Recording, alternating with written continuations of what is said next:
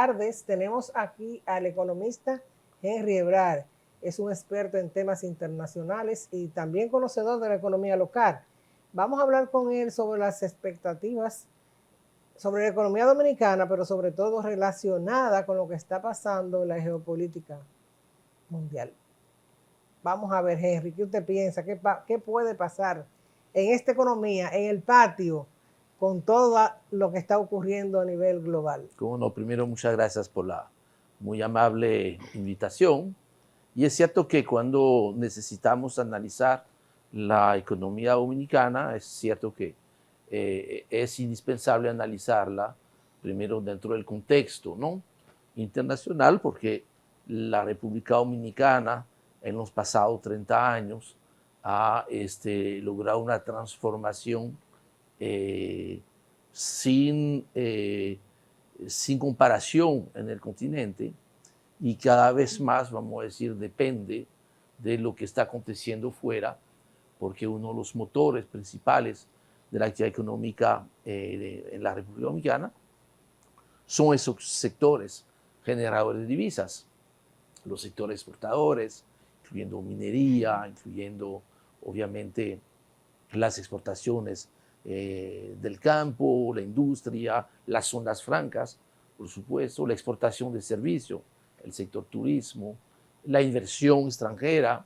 que el año pasado, por segundo año consecutivo, se logró captar más de 4.000 millones de dólares.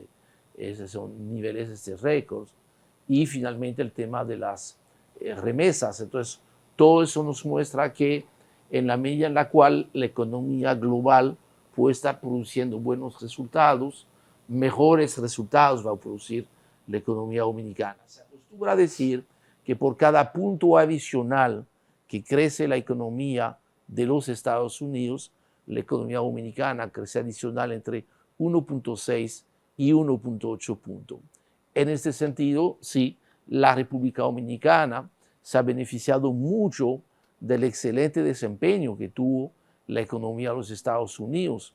Fíjense que el año pasado la gente proyectaba crecimiento prácticamente negativo para la economía de Estados Unidos, 0.4, 0.5, terminó creciendo 2.5%. Y la economía de la región que más se beneficia del buen desempeño de la economía de Estados Unidos ahora es la economía dominicana. Por eso es tan importante mirar qué está pasando afuera para entender cómo nos puede afectar positiva o negativamente en la República Dominicana. Con ese nexo, Henry, que tenemos nosotros con la economía estadounidense y las cantidades de voces agoreras que andan por ahí diciendo que la economía estadounidense entra en una ralentización, o sea, un crecimiento menor, que puede llegar incluso hasta una recesión. Están pronosticando una recesión. Entonces, ese impacto sería muy frustrante para la economía dominicana, pero hay una esperanza y es la posibilidad de que la Reserva Federal de Estados Unidos adelante sus medidas que estaban pautadas para el 14 de septiembre, tengo entendido, de bajar su tasa de política monetaria, su tasa de interés. Entonces, cada vez que la economía estadounidense baja la tasa de interés, pues se dinamiza y eso a nosotros nos beneficia. ¿Qué usted opina sobre eso? No, efectivamente, mira, probablemente la buena noticia para la economía dominicana en este último trimestre sería efectivamente la confirmación de que la Reserva Federal está empezando a bajar las tasas de interés. Actualmente la tasa de interés de política monetaria en los Estados Unidos es un nivel más alto de los pasados 20 años. ¿Verdad? Y a diferencia de lo que ha acontecido en la mayor parte de los países de la región, incluyendo por supuesto la República Dominicana, donde sí se ha iniciado un descenso, un desmonte progresivo de la tasa de interés. Bueno, en el caso de República Dominicana, de 8,5 nos encontramos en 7, pero desde diciembre no ha habido baja adicional porque no había empezado a bajar la tasa en los Estados Unidos. Ahora la cuestión no es si va a bajar o no, sino cuál sería la cantidad. La fecha, lo más seguro que, bueno, el próximo encuentro de la Reserva Federal que es como elegir a la Junta Monetaria, el Banco Central de la República Dominicana, va a ser ahorita en septiembre. Entonces, en septiembre, salvo enorme sorpresa, ¿verdad?, estaría bajando la tasa.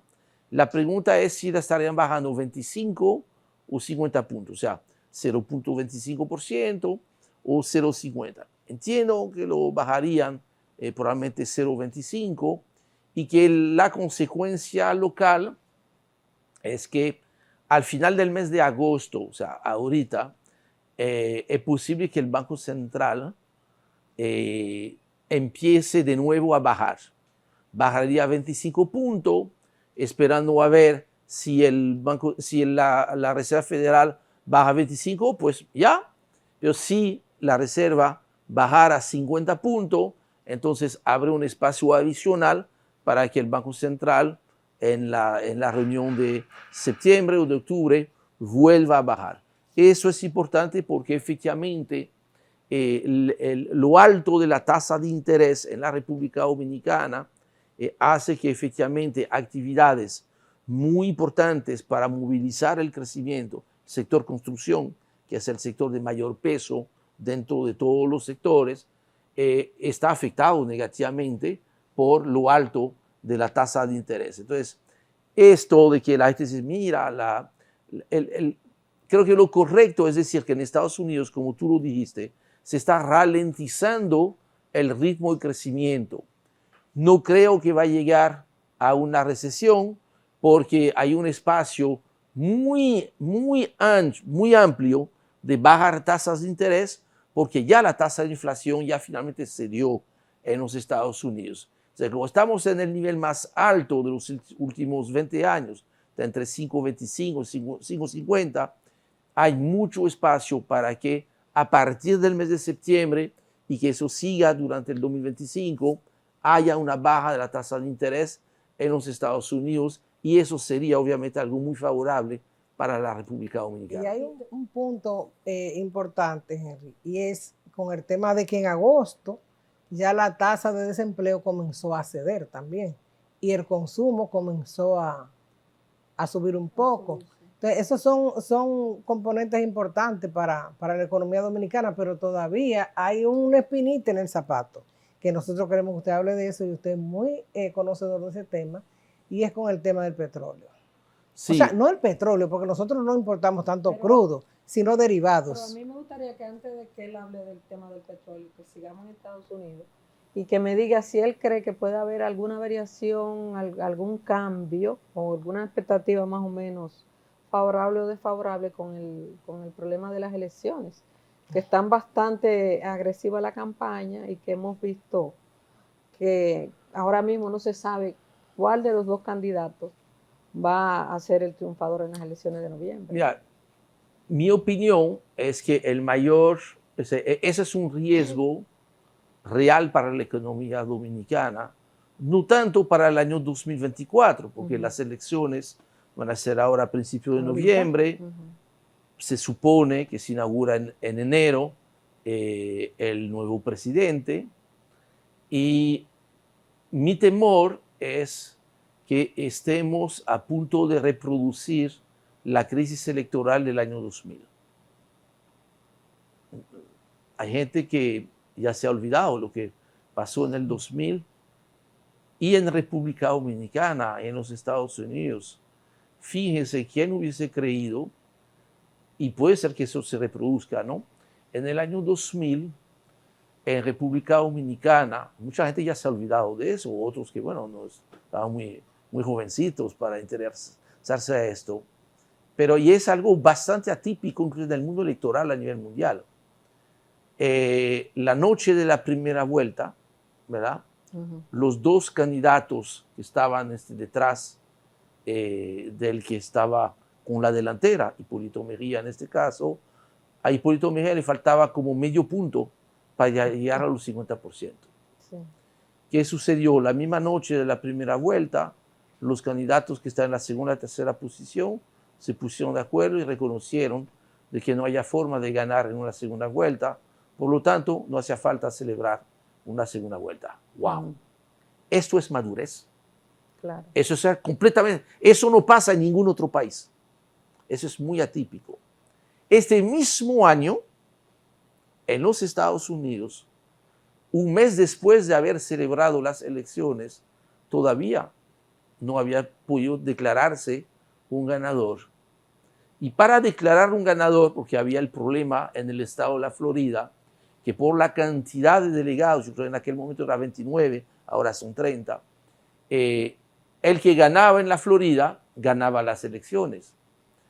E hizo falta que el gobernador de la Florida finalmente tome una decisión, siendo el mismo hermano de uno de los dos candidatos, y declarará como candidato ganador a su hermano. Si usted le pregunte a gente que no es conocedor de esa materia, le diría, no, pero usted está equivocado. Lo primero es lo que pasó en Estados Unidos, lo segundo es lo que pasó en República Dominicana. Pues no. O sea, y eso nos muestra que podamos estar. Recuerden que hace 4 años hubo mucho cuestionamiento sobre la metodología de cómo se llevan las elecciones, porque a diferencia de República Dominicana, donde que uno esté en Pedernales, en Samaná o en el Distrito Nacional, se vota del mismo modo, la misma regla, la misma modalidad, el mismo horario, la misma ficha, o sea, todo es igual.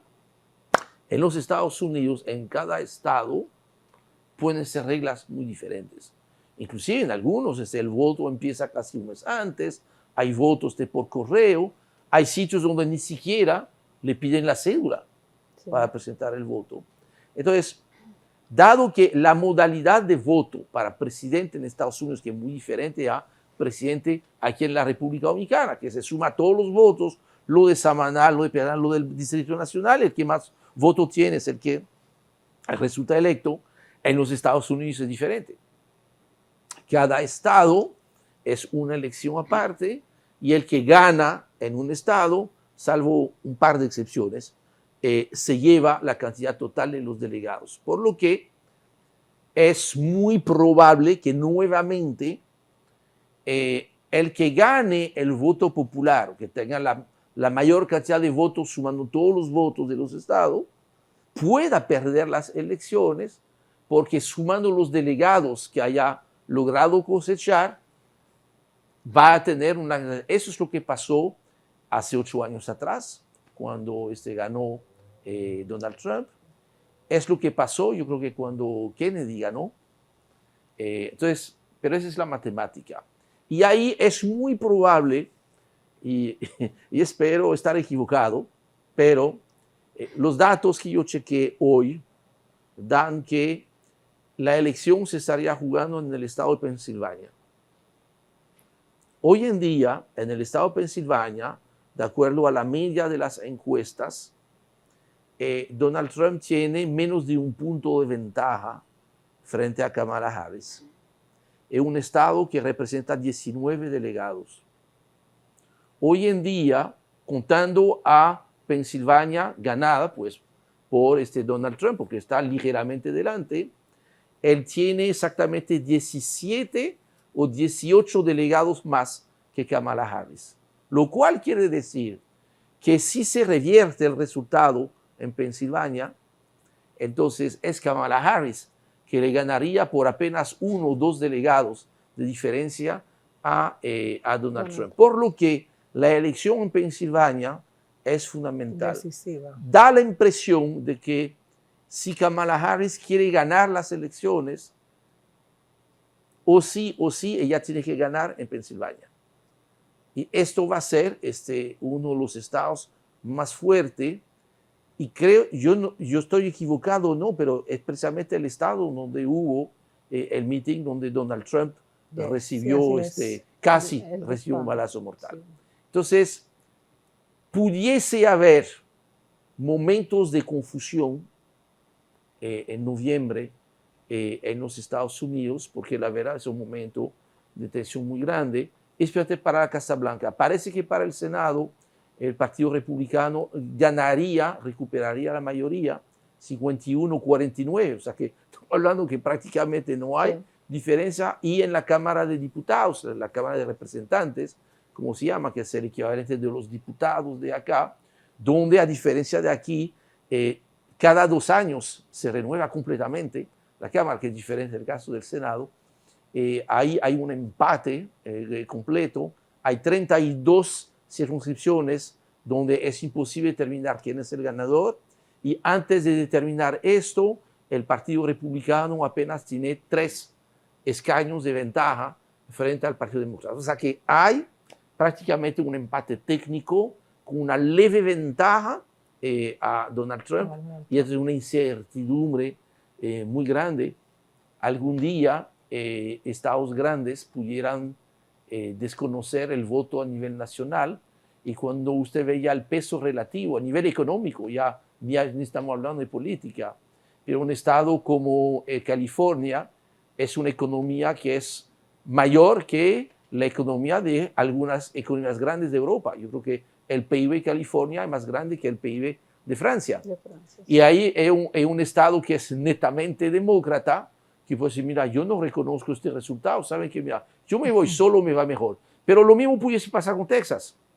Texas, que es obviamente un estado de manera muy marcada republicano, que también tiene, aunque no la misma comodidad que California, pero casi, pudiera perfectamente decir, mira, oye, yo no reconozco ya lo que está pasando en Washington, en Nueva York, y mira, yo vuelvo a hacer lo que yo fui. Usted recuerda el The Lone Star, que Texas fue uno de los pocos estados en haber tenido independencia completa entre el momento entre que fue mexicano y que fue ese estado. Entonces, esta incertidumbre pudiese tener un impacto porque el turismo desde Estados Unidos hace un elemento fundamental. De hecho, usted ve que muchos de los hoteles nuevos, las marcas nuevas que vemos en República Dominicana, inclusive todos los anuncios de Pedernales o esta semana de Bregantín, ustedes ven que las marcas son esencialmente las mejores marcas de hostelería de los Estados Unidos. El caso de Zona Franca, que ha marcado cada mes un nuevo récord, del 70% de las exportaciones dominicanas de Zona Franca van a los Estados Unidos. Entonces, tenemos que estar pendiente de eso. Es algo que escapa completamente de nuestro control, y de cierto modo los dominicanos tienen una participación importante en este proceso, porque ya muchos dominicanos no solamente votan, sino también son candidatos a las elecciones locales especialmente. De ese tema de Estados Unidos, que ¿verdad? Lo introducimos ante el petróleo, lo vamos a seguir tratando en el próximo segmento, sobre todo porque la población de Pensilvania, que es uno de los estados más grandes de Estados Unidos, tenemos ahora mismo una gran participación de latinos, y son dominicanos, específicamente en la zona de Allentown y de Wilberry. Así es que volvemos en unos minutos.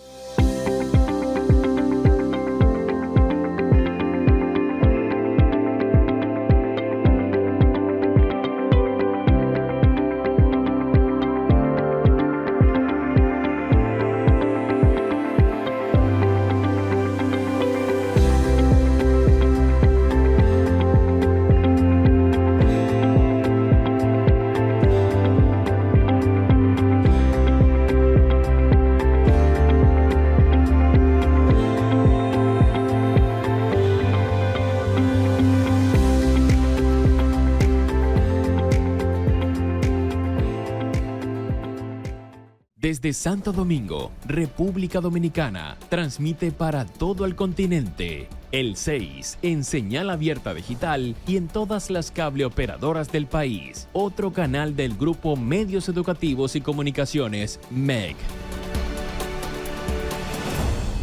El 6, siempre contigo.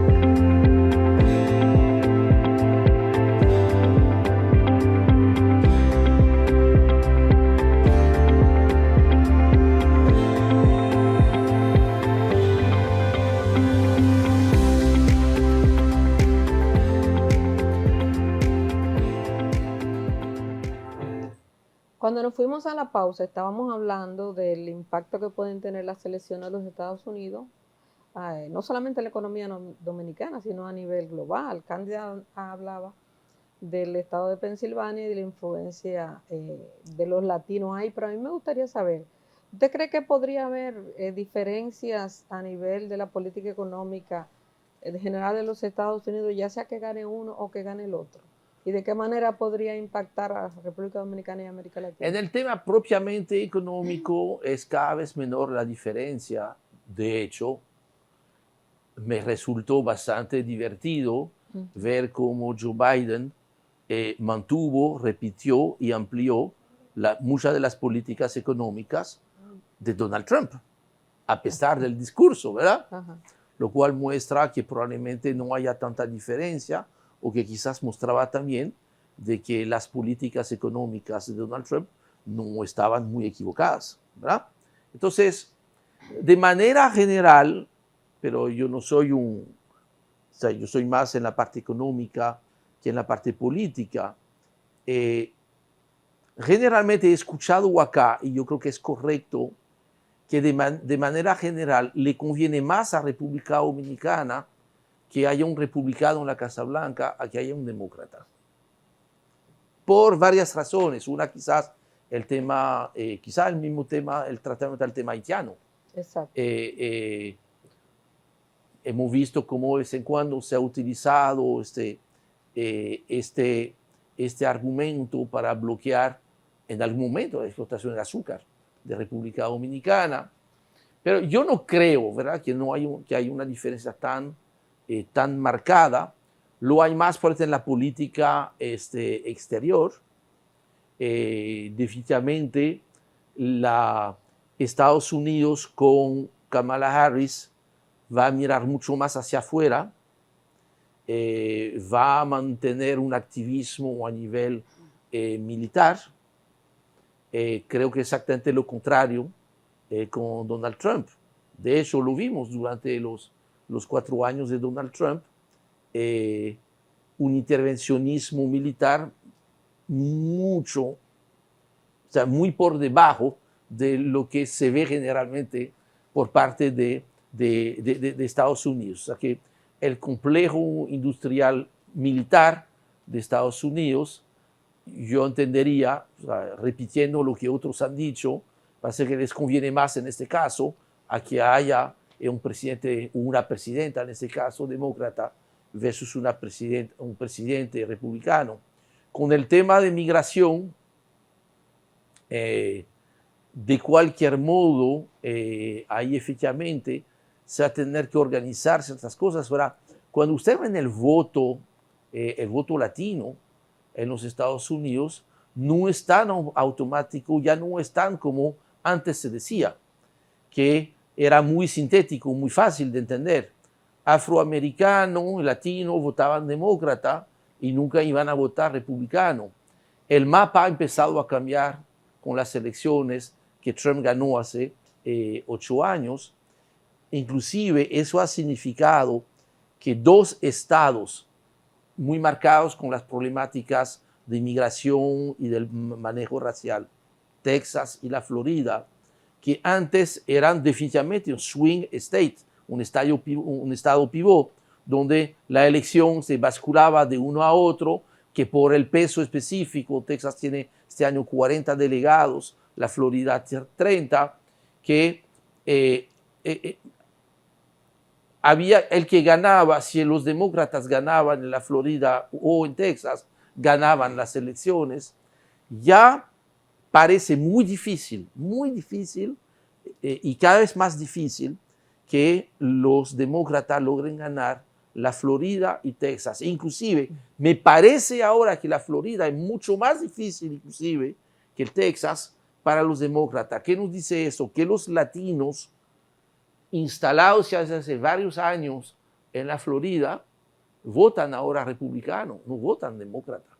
En su mayor, salvo el área de Miami-Dade probablemente, pero conforme vamos, por ejemplo, las zonas donde muchos venezolanos se han instalado y todo esto, cubanos de muchas generaciones, esos van a votar republicanos. Estamos viendo lo mismo en Texas y en algunos estados de lo que se llama el Rust Belt, esta parte anteriormente que era donde está la industria básica de Estados Unidos, el voto afroamericano ha empezado a moverse hacia Trump cuando él logró recuperar algunas industrias. Es mucho más complejo. Donde sí no hay sorpresa que en el estado de Nueva York y en la California es abrumador la ventaja, y en el distrito, en el Washington District, ahí donde está la capital de los Estados Unidos, ahí es tan abismal que ni siquiera hace falta para un republicano gastar dinero en hacer campaña, porque ahí los demócratas están ganando por más del 80% el voto. Entonces, yo no creo que haya cambios tan significativos. Lo que sí vamos a ver que tanto también el que gane en la Casa Blanca realmente puede implementar políticas, porque a diferencia de que es muy difícil que haya un parlamento, que el Congreso sea de un color y el Palacio Presidencial de otro color, en los Estados Unidos todo lo contrario. Lo más probable es que pueda haber un republicano, ahí pudiese ser posible tener Donald Trump regresando a la Casa Blanca, el Senado cambiando de demócrata a republicano, pero la Cámara de Representantes pudiese volver a bascular del lado de los demócratas, lo cual hace que hay ciertos equilibrios y, en fin de cuentas, el presidente de los Estados Unidos, fuera de la parte militar, realmente tiene menos poder que el presidente de otros países. El presidente de Francia tiene mayor poder, o sea, mayor decisión, él puede tomar una serie, que eso es lo que le costó mucho a Donald Trump. Al principio, él quería tomar una serie de decisiones, eso en su empresa, él puede tomar esas decisiones, pero en los Estados Unidos hay mucho lo que se llama los check and balance. Ha sido muy, vamos a decir, muy bien formateado todo esto, de modo que, mira, o sea, no es verdad que un loco puede hacer ese... Sí, el equilibrio de poder funciona. Funciona. Entonces, vamos a ver, eso va a tener influencia sobre la República Dominicana, pero hasta el momento la proyección que los propios organismos multilaterales están hablando de una proyección de crecimiento para la economía dominicana de 5% hacia arriba. Pienso que será de 5% hacia abajo por el tema de la implementación de las reformas, fíjate, la reforma fiscal, Sí, claro, que tendría un impacto en el primer año de que te pueda bajar 0.5, entre 0.5 y 1% la expectativa de crecimiento normal. Pero este año se espera un crecimiento ligeramente superior al 5%, por lo que de cualquier modo, pase lo que pase en Estados Unidos, debemos tener aquí un crecimiento ligeramente superior al 4%, creo más cerca de 4 que de 5, por el tema de las reformas. Candida quería hablar de petróleo. en lo que se acomodan las reformas, siempre el crecimiento baja un poquito, Sí. porque los agentes económicos como que dudan en lanzar sus Sí, inversiones. y puede haber un y ajuste, mover, y hay un etcétera. ajuste. Hay un etcétera, ajuste, sí. eso es así. Pero nosotros estábamos tratando de conectar el tema internacional con la economía local en base al comportamiento de los precios de los derivados, porque Sí. nosotros importamos crudo, pero es muy poco. Muy poco, un 10% apenas. Antes era un 25% Sí. con la refinería dominicana de petróleo, ¿no? Pero ya Refidonza también importa o permite la importación de que era un derivados. tiempo, Cándida, donde el consumo hace 20 años eran Era 40 millones de barriles al año y estamos en sobre todo, 75 millones. claro. No, y el cambio, recuerda que antes nosotros consumíamos más, incluso en el transporte, gasolina. Ahora la gente Sí. tiene vehículos de gas, de gasoil, Gasoil, eléctrico, de todo. Y Ha cambiado, la generación eléctrica también ha que cambiado. ha cambiado significativamente a un punto tal de que hoy en día de lo que refina Refidonza, que había un componente de fuel oil importante, este fuel oil se usaba para la generación eléctrica y ahora como no se genera ya prácticamente con fuel oil, Refidonza necesita exportar este combustible que refina Claro. Que eso es una cosa, o sea, que no hubiese pensado, ¿verdad?, que República Dominicana se convirtiera en un exportador de combustibles. Pero obviamente es netamente todavía, por supuesto, ¿no? Netamente importador, y eso es un elemento importante en la economía dominicana, sigue siendo un punto importante, aunque no ha sido tan importante como de costumbre por una decisión trascendental que tomara el presidente de la República en el 2022, cuando al inicio de cuando se inicia la guerra en Ucrania, tomó una decisión que al principio yo no compartía, yo estaba equivocado, que era de congelar los precios de los combustibles, de crear un mecanismo de subsidio para que se mantengan congelados. Y yo, obviamente, por mi malformación, mi formación mental de economista, a los economistas no les gustan los subsidios. O sea, tú hablas de subsidio, es como, ya... Bueno, pero siempre que sea focalizado no son sí. malos. Obviamente, porque en teoría, o sea, yo siempre les decía, mira, un subsidio, algún incentivo fiscal, puede ser bueno si cumple con 4 condiciones. Que sea muy bien focalizado, o sea, que no esté generalizado, que esté condicionado a algo, Claro. que esté limitado en el tiempo y que esté, que a veces hay por ahí que pecan, generalmente, muy bien administrado. Bien. En este caso, honestamente, tú lo analizas, no cumple la primera, no cumple la segunda, no cumple la tercera, pero sí cumple la cuarta. Bien.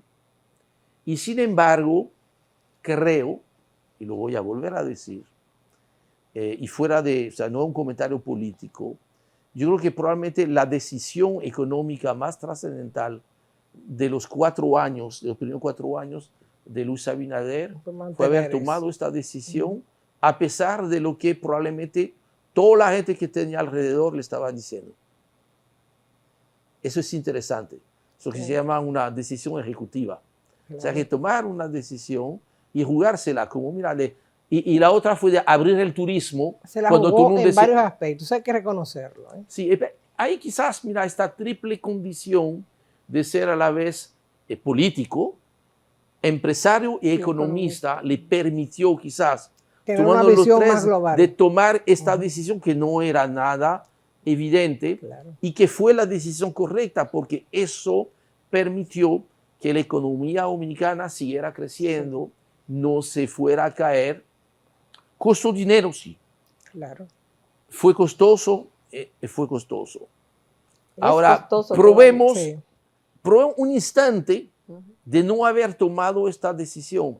Hubiese sido muchísimo más costoso. Hubiera sido peor que en el 84. Y ahí hubiésemos perdido lo que son los principales activos de este país. Lo que ha logrado esta sociedad de haber construido un modelo de paz social, de paz política, que eso se ha ido perdiendo prácticamente de todos los países del continente, incluyendo quizás los propios Estados Unidos, donde hay, mira, se ven posiciones, bueno, hubo un atentado a uno de los 2 candidatos, claro, y hubo un milagro. O sea, la bala llegaba en plena cabeza de Donald Trump. O sea, fue como una decisión de Dios. Mira, fue un milagro. Bien, entonces, esta decisión de mantener congelados los combustibles salvó a la economía dominicana.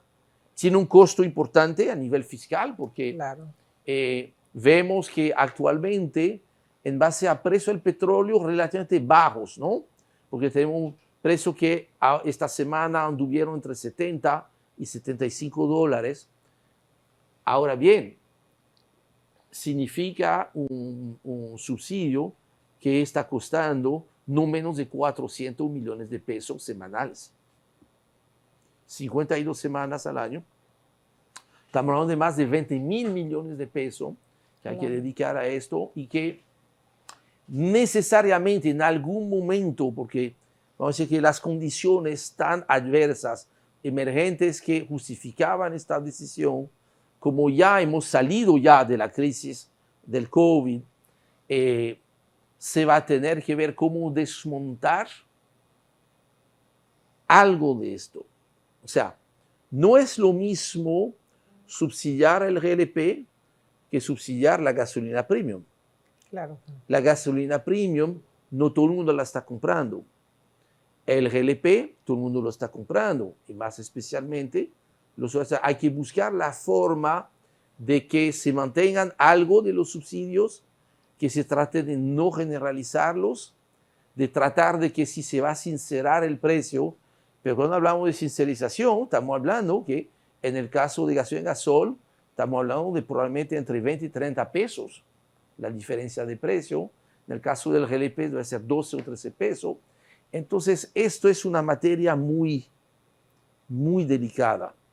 Y como vamos a estar frente a una reforma fiscal, obvio que este tema se va a tener que considerar como, si no desmontar, o quizá en parte desmontar, cómo crear un nuevo mecanismo para ir protegiendo lo que es importante proteger, que es la producción agrícola, que necesita gasoil y no puede pagar el precio del gasol que costaría con el precio del mercado, proteger las actividades que son quizás más informales que formales, pero la gasolina regular en gran medida es el consumo de los motores. Y cuando vamos, especialmente si nos alejamos de la capital, vemos que fíjate, la actividad económica está muy relacionada, ¿no? Claro. a este movimiento. Y se sabe que cualquier incremento que tú haces en el precio del combustible termina contagiándose al resto de la economía. Ese es un tema delicado, que por eso que está en la parte de, es muy simpático poner un subsidio, buscar la forma que fue lo correcto, pero la salida del subsidio es siempre delicada. Y eso va a ser un tema muy interesante, ver mira, cómo se puede ir desmontando, aunque sea parcialmente. Porque yo creo que va a ser importante mantener, tú puedes aumentar el bono gas, por ejemplo, que puede ser una forma de hacerlo, porque mira, señores, vamos a estar claros, cuando yo echo gasolina en mi vehículo, estoy recibiendo un subsidio que yo no necesito. Siendo muy honesto. O sea, creo que hay gente antes de mí que antes de quitárselo a otros, primero lo vamos a quitar. Ahora, si para quitármelo eso va a significar que todo el mundo va a estar pagando ya un precio más alto, eso es complicado. Entonces hay que ver la forma de hacerlo. Pero no habría que ver también, revisar de alguna manera la estructura impositiva que tienen los combustibles, que es bastante sí, pero ahora termina siendo casi lo mismo, porque el subsidio es una forma de redistribuir los impuestos que uno paga. Y fue una forma el subsidio terminó siendo como aunque no se vea en esta parte, porque el subsidio está en la columna del precio de paridad de importación. Que de hecho, considero que en este nuevo esquema sería de mucha ganancia comunicacional que en la propia lista de los combustibles se vea el subsidio. Sea transparente ahí. O sea, es importante que la gente vea, oye, mira, lo que tú estás pagando 10, realmente costaría 13 y yo estoy poniendo un subsidio de 3. Eso es importante. Eso es importante. Ahora, el tema de los impuestos a los combustibles, al igual que en todos los países del mundo, la ventaja de los combustibles es que es muy fácil. Es mucho más fácil cobrar impuesto, un peso de impuesto a los combustibles que cobrar un peso con el ITEVIS. Porque tú tienes que correr detrás del que importó, del que facturó, de que lo cobró con ITEVIS o no lo cobró con ITEVIS, que puede ser, o que lo haya cobrado con ITEVIS, pero no lo haya declarado.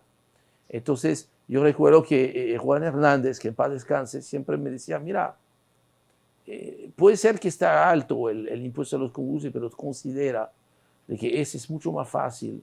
Si hay dos que son fáciles de cobrar, el impuesto a las aduanas, porque hasta que tú no pagues, no sale la mercancía y te tengo amarrado por la mercancía, ¿verdad? Pero que en el caso de los combustibles, o sea, tú tienes que andar con el vehículo. Tú tienes que movilizarte Y esos son 90.000 millones de pesos. Y no puedes regatear en la estación de combustible. Y tú no puedes regatear todavía en, Sí. en la estación. Sí. Son 90.000 millones de pesos que pudiera ser perfectamente algo que, mira, vamos a disminuir algunos impuestos. Pero entonces, eso tú tendrás que buscar, oye, o sea, lo que yo no voy a cobrar a través de los combustibles, ¿a quién se lo voy a poner? Ok, pues vamos a hablar de reforma en el siguiente segmento. Mientras tanto, vamos a hacer una Muy bien. pausa.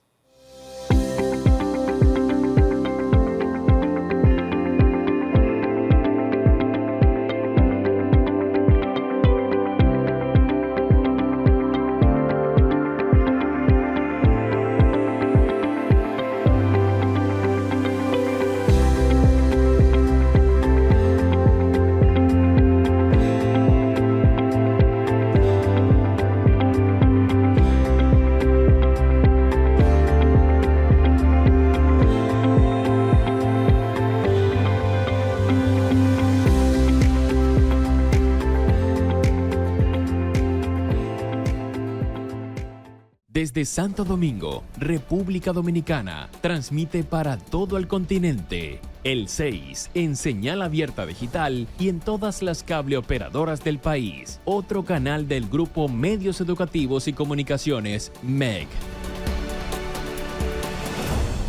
El 6, siempre contigo.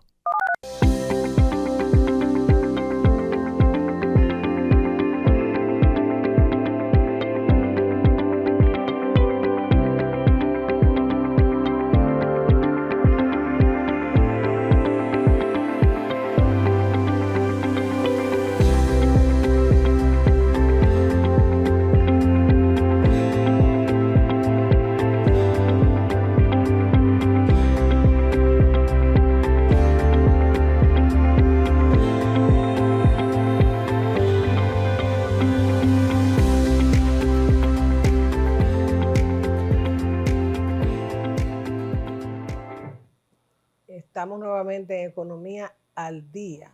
Henry, dejamos para el final de este programa un tema que todo el mundo está a la expectativa, y es el de la reforma, la propuesta que supuestamente va a presentar el gobierno prontamente. Digo supuestamente porque la reforma está elaborada, ¿eh?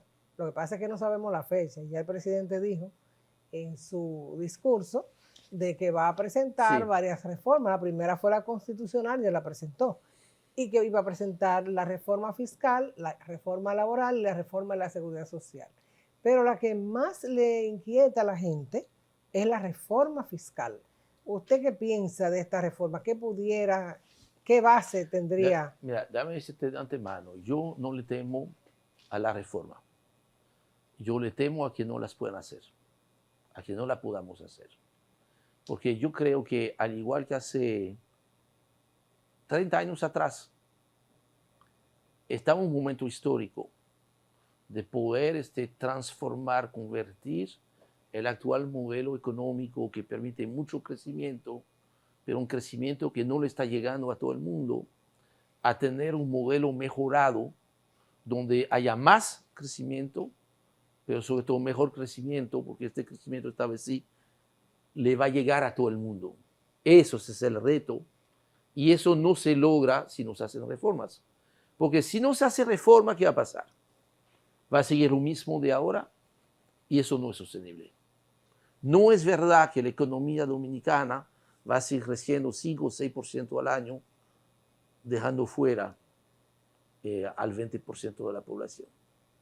Dejando fuera a la gente en función de en cuál provincia han nacido.